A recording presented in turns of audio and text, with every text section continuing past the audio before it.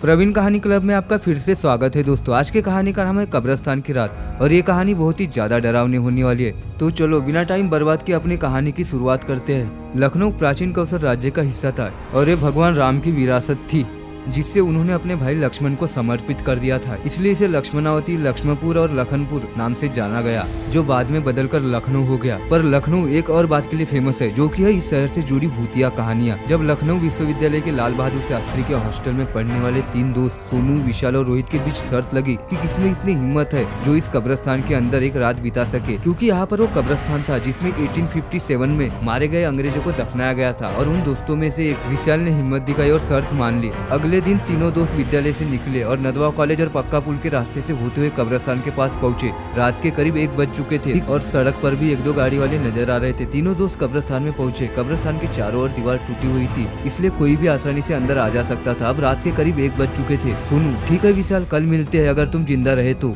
विशाल, अरे जिंदा क्यों नहीं रहूंगा, मुझे भूतों से डर नहीं लगता, और जब डर ही नहीं लगता तो फिर डर किस बात का। इतना कहकर विशाल जोर जोर से हंसने लगा। सोनू और विशाल आपस में बातें कर रहे थे, पर रोहित आसपास की कब्रों को बड़े गौर से देख रहा था और कब्रों के ऊपर लिखे नामों को बारी बारी से पढ़ते हुए बड़बड़ा रहा था। तब सोनू, रोहित तू कब्रों को इस तरह से क्यों देख रहा है? यहाँ सारी मर्दों की लाशें हैं, किसी लड़की की नहीं ठरकी इंसान। विशाल, इसका बस चले तो लड़की को कब्र से निकाल कर बोले, आप बहुत सुंदर लग रही हो, क्या आप मेरी गर्लफ्रेंड बनोगे? सोनू और विशाल जोर जोर से हंसने लगे थे, जो हंसी पूरे कब्रिस्तान में गूंज रही थी। रोहित, अरे नहीं सोनू, मैं तो इन कब्रों पर लिखे नामों को पढ़ रहा था, क्योंकि पिछले हफ्ते जब मैं अंजलि के साथ यहाँ घूमने आया था तो इस थॉमस हैंक की कब्र इस कब्रिस्तान के सबसे आखिरी में थी, और मुझे इसलिए याद है क्योंकि मैंने इस कब्र के पास से फूलों को तोड़ा था। रोहित की बात सुनकर सोनू और विशाल भी एक पल के लिए सोच में पड़ गए। सब में एक ही सवाल था कि आखिर कब्र एक जगह से दूसरी जगह कैसे जा सकती है, और इस बात की पुष्टि इस बात से भी हो रही थी कि रोहित के तोड़े हुए फूलों की पत्ती अभी भी मुरझाई हुई कब्र के पास ही थी।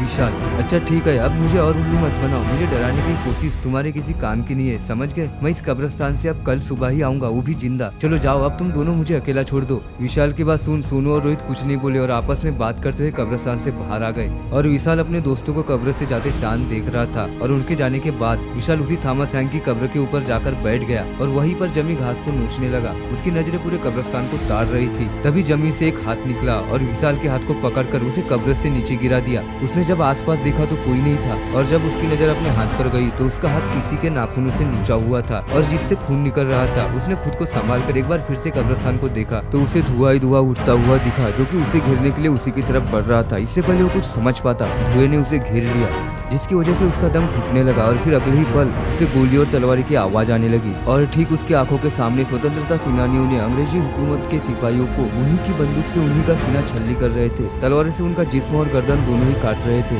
इतना सारा खून और मौत की चीखें सुनते हुए विशाल की सांसों में गर्माहट बढ़ गई थी, पर उससे पहले वो कुछ समझ पाता, इस सदमे से निकल पाता, अचानक ही किसी ने विशाल को पीछे से धक्का दे दिया और उसे जमीन पर गिरा दिया। उसने जब पीछे मुड़कर देखा तो कोई नहीं बल्कि सोनू और रोहित ही थे, और सारा धुआं एक पल में गायब हो गया। सोनू, अबे देख ये कितना फट्टू है। रोहित, अबे जब इतना डर लगता है तो यहाँ आने के लिए हाँ क्यों करा? जरा अपने चेहरे का रंग देख, डर के मारे कितना उतरा हुआ है। सोनू और रोहित दोनों जोर जोर से हंसने लगे, क्योंकि अचानक से धक्का लगने की वजह से वो डर गया था। विशाल, बंद करो तुम लोग अपनी ये नौटंकी और चलो यहाँ से, मुझे और नहीं रहना इस कब्रिस्तान में। तुम्हें अंदाजा भी है मैं अभी क्या देख रहा था? विशाल जानता था कि जो उसने अभी देखा है वो कभी अपने दोस्तों को समझा नहीं पाएगा, इसलिए झुलसता हुआ दोनों से कहकर बाहर जाने को हो ही रहा था। तभी रोहित ने उसका हाथ पकड़कर उसे रोक लिया। रोहित, अभी तू अकेले कहाँ चल दिया? चिंता मत कर, हम तेरे साथ साथ अब यही कब्रिस्तान में रुकेंगे। फिर तो ठीक है ना विशाल, पर रुकना ही क्यों है? जब से मैं यहाँ आया हूँ अजीब सी ठंड लग रही है और तुम दोनों के हाथ भी तो बर्फ की तरह ठंडे हो चुके। मैं कहता हूँ चलो यहाँ से। विशाल रोहित से हाथ छुड़ाकर कब्रिस्तान के बाहर की ओर चल ही रहा था कि अचानक सोनू ने उसके गले में रस्सी डाल दी और वापस उसे कब्रिस्तान में घसीटने लगा। विशाल, सोनू तुम क्या कर रहे हो? मैं विशाल तुम्हारा दोस्त हूँ, तुम मेरे साथ ऐसा कैसे कर सकते हो? विशाल चीख चीख कर सोनू से कहे जा रहा था, पर सोनू उसकी एक नहीं सुनी और घसीटता हुआ एक पेड़ के पास ले आया। फिर रस्सी को पेड़ की डाली पर फेंक कर दूसरी तरफ से खींचता हुआ विशाल को फांसी चढ़ाने लगा। विशाल,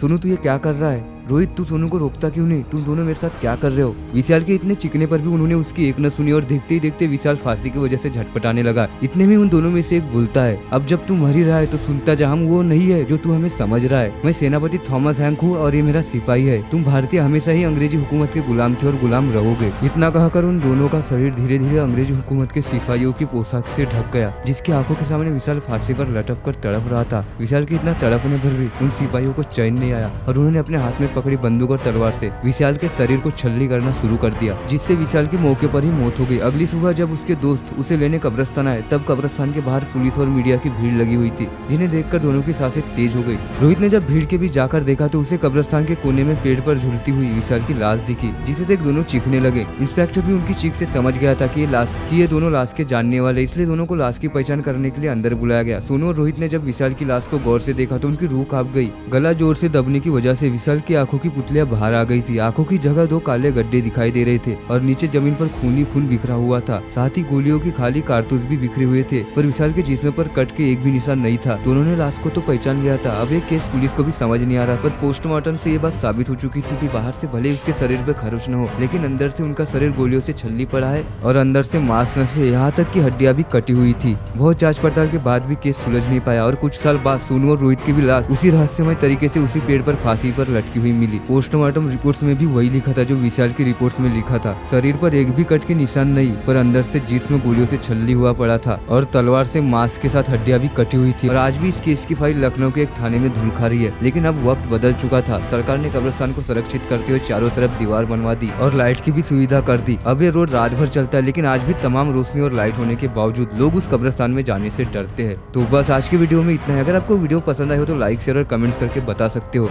और ऐसी वीडियो देखने के लिए हमारे चैनल को जरूर सब्सक्राइब करें।